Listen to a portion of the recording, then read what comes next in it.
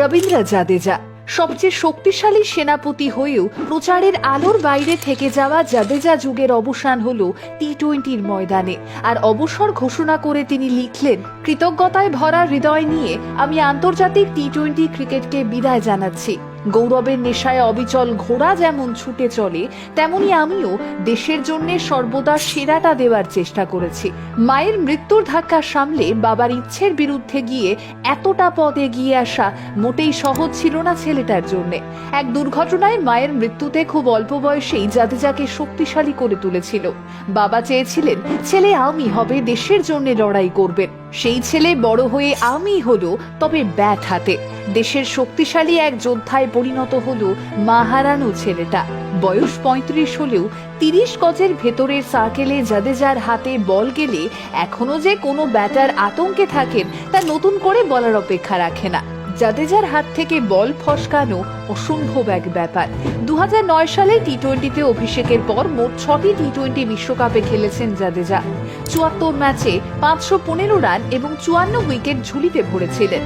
কিন্তু সেভাবে কখনোই প্রচারের আলোয় তাকে দেখা যায়নি। না, বিরাট ধোনিদের মতো ফ্যান বেস তার নেই।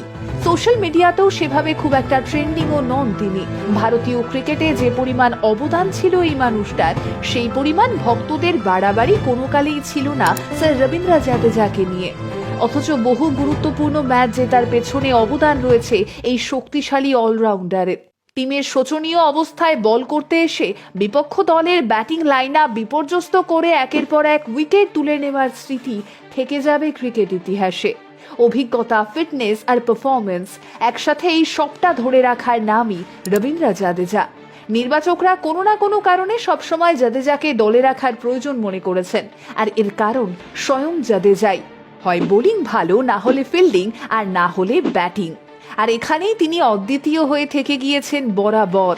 গত কয়েক বছরে বেশ কয়েকবার চোটও পেয়েছেন, আর দলের বাইরে থেকেছেন যতবার, ততবারই জাদেজার অভাব অনুভব করেছেন ক্রিকেট বিশেষজ্ঞ থেকে ভক্তরাও। আর এবারে সেই অভাব চিরস্থায়ী করে দিয়েই বরাবরের মতো নিঃশব্দে সরে গেলেন, জায়গা ছেড়ে দিলেন নতুনদের জন্যে। তরুণদের সঙ্গে পাল্লা দিয়ে যে ফিল্ডিংয়ের নমুনা তিনি মাঠে রাখতেন তা সত্যিই প্রশংসনীয়।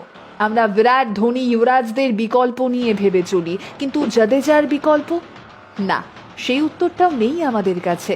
ধন্যবাদ স্যার জাদেজা। 2009 থেকে 2024 এই দীর্ঘ পথ জুড়ে ব্যাটে, বলে, ফিল্ডিংয়ে ম্যাজিক দেখানোর জন্যে।